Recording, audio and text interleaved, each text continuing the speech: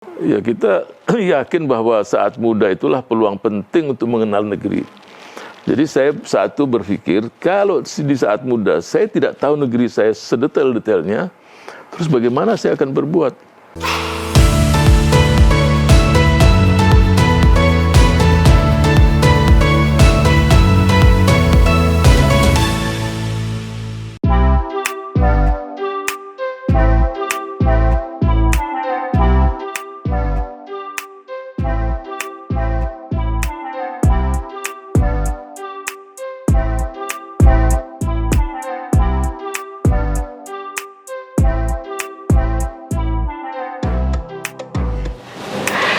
Assalamualaikum warahmatullahi wabarakatuh, teman-teman semuanya. Oke, jadi teman-teman, hari ini saya mau ngajakin teman-teman semuanya buat ketemu salah satu panutan saya. Beliau adalah orang yang hebat, dan pastinya kita sebagai anak muda harus banyak mencontoh dan dengerin cerita beliau, karena ceritanya tuh cerita-cerita luar biasa semua. Oke, ini kita udah sampai di rumah beliau. Beliau adalah dokter sekaligus habib sekaligus tokoh besar juga, yaitu Dr. Salim Segaf Al-Jufri. Nah, ini kita udah sampai di rumah beliau. Jadi ikutin terus, nanti kita akan ngobrol-ngobrol sama beliau. Gimana kesibukan beliau dan gimana cerita-cerita masa muda beliau. Apalagi bentar lagi mau Idul Adha nih. Nah, kita bakal ngobrolin banyak hal-hal yang seru sama beliau. Jadi ikutin terus, yuk. Teman-teman, ini berhubung lagi pandemi kayak gini, jadi kita harus cek dulu nih, apakah kita benar-benar sehat atau enggak. Kita harus swab dulu, tusuk-tusuk dikit ya. Assalamualaikum.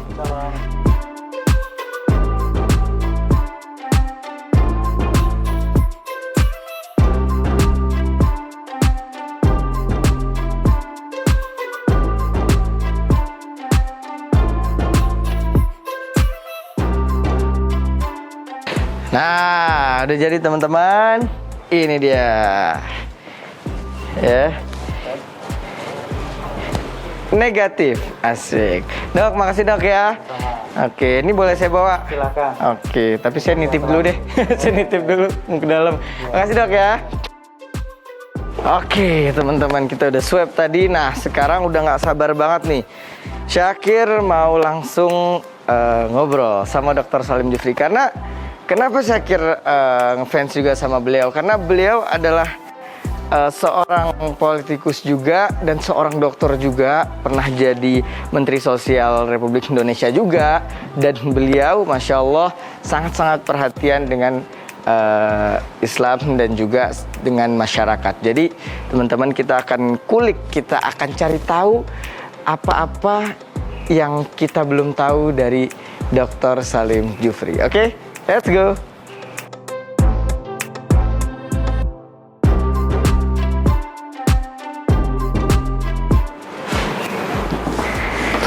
Alhamdulillah. Nah, teman-teman, ternyata di sini kita udah disambut langsung. Alhamdulillah. Mana Syakir? Dr. Salim. Assalamualaikum. Sehat, ya? Waalaikumsalam. Alhamdulillah sehat. Ayah, ibu Baik, semuanya ya. sehat. Ya Allah, ini Habib dokter juga, politikus juga, tokoh juga. Waduh, Masya luar biasa. Allah. Makasih banyak Syakir diterima hari ini. Sakit tadi di swab apa ya, mohon maklum lah kondisi prokes kesehatan ini ya. Iya, Insya maklum. Allah. Lagi zaman pandemi harus kita benar-benar Betul, cek juga kan, hati-hati. betul, hati-hati, apalagi lagi masif ini. Iya. Oh ya, dokter nih, jadi teman-teman semuanya, anak muda, yang tua, semuanya hari ini Syakir ngajak mereka buat ngobrol-ngobrol sama Dr. Salim nih. Masya Allah. Boleh nggak? Terima kasih. Alhamdulillah. Akhirnya kesampaian juga. Alhamdulillah. Dulu Syakir cuman lihat beliau di sosmed, di TV gitu ya kan. Jadi hari ini senang banget lah bisa ngobrol sama beliau. Nanti ngobrol kan, ini juga mau Idul Adha nih. Terus nanti Syakir juga mau tahu gimana sih masa mudanya seorang Aduh. Dr. Salim Jufri. Alhamdulillah. Oke, Oke. langsung aja teman-teman. Nih kita masuk ke rumah beliau. Yuk. Ada Syakir. Kita pakai. Asli banget ya. Kita pakai Hijau-hijau. Itulah. Syakir, saya persilahkan Syakir. Aduh. Aduh. Iya, kita duduk ngobrol sambil saya pikir kita jaga jarak ya, udah bisa ngobrol. Di sini ya, masker. Soalnya jaraknya lumayan jauh juga. Kan tadi udah di-swab juga di depan. Waduh, akhirnya kalau nggak pakai masker memang lebih Fresh ya. lebih fresh wajahnya, senyumnya lebih menawan. Lebih lepas ya. Lebih lepas. Gimana Dokter Salim ini kesibukannya nih, makasih banget nih diterima di tengah kesibukannya. Tapi selama PPKM ini, pandemi PSBB di rumah ini, kesibukan memang di rumah aja? Di rumah sudah, karena kita mau keluar juga kondisinya pandemi semacam ini. Udahlah kita ikut dengan arahan dari pemerintah juga, udah kita di rumah. Walaupun nanti tamu-tamu ada, ya tetap prokes itu dilakukan juga. Ya, prokes kayak tadi itu ya. Dan gitu ya. Sih. Jadi tetap kalau kita tidak ada kegiatan sama sekali juga kurang pas juga. Apalagi dekat Idul Adha dan seterusnya ya.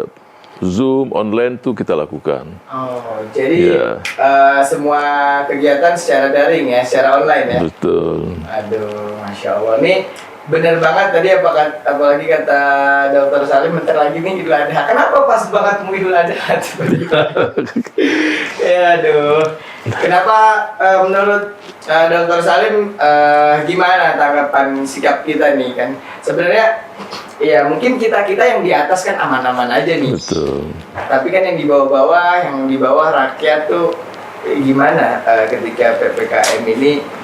Apalagi mau deket-deket Idul Adha, mungkin banyak yang kehilangan pekerjaannya juga. Betul. Susah. Jadi kalau menurut saya ini Ananda Syakir, kalau saya melihat pentingnya itu kepekaan sosial, kepekaan hati ini. Idul Adha ini membawa kita juga untuk punya kepekaan juga. Artinya pada dasarnya bangsa ini bangsa yang punya semangat tolong-menolong, semangat gotong royong, semangat kebersamaan, semangat saling bantu-membantu. Itu yang harus kita pertahankan. Dan mudah-mudahan dengan Idul Adha ini juga itu semakin kokoh. Dan syariat Idul Adha berkorban ini kan luar biasa.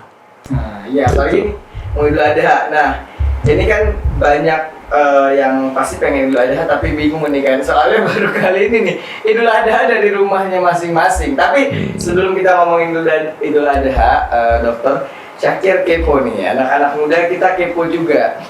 Dulu tuh Dokter Salim, Habib Salim Jufri ini ketika masa mudanya itu gimana?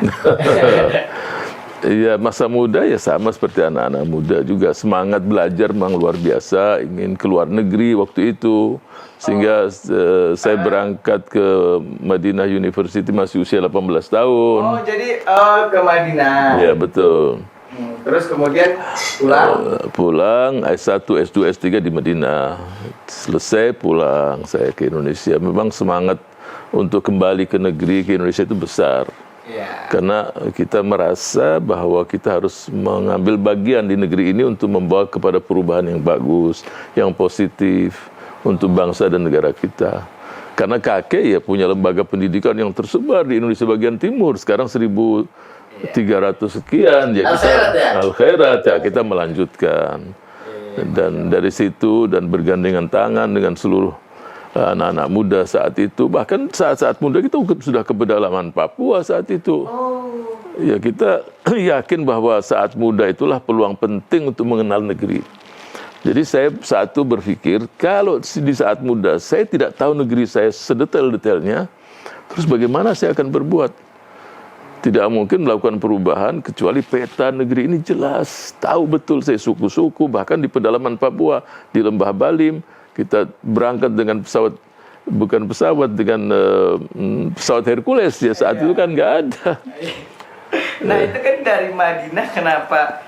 Kan pulang kebanyakan kan, maaf Habib, biasanya kan kalau yang udah pulang dari Madinah ya kan, mending bisnis, buka travel, apa gitu yang bikin dulu di masa mudanya Dokter Salim pengen justru ngebangun negeri gitu. Betul, karena memang kita tahu bahwa kita dunia pendidikan yang kita geluti. Berarti saya kembali untuk menjadi pendidik, menjadi guru, menjadi dosen. Ya udahlah pikiran itu aja. Itu. Dan saya tahu negeri ini secara detail bukan setelah selesai, ketika liburan. Kita liburan, iya. jadi liburan 3 bulan. Kenapa kita di rumah 3 bulan? Jadi separuhnya itu keliling. Kadang-kadang Papua, ke pedalaman Kalimantan, pedalaman Sumatera. Jadi teman-teman yang memang di daerah-daerah tersebut dia sama-sama berangkat. Nah, ada nggak tuh satu kejadian yang bikin memanggil hati Dr. Salim waktu itu lagi muda? Oh, saya harus membangun negeri ini. Ada nggak satu kejadian apa?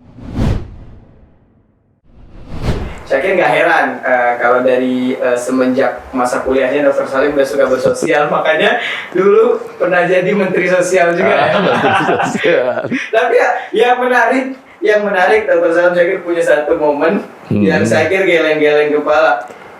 Ini benar nggak foto Dr. Salim ya?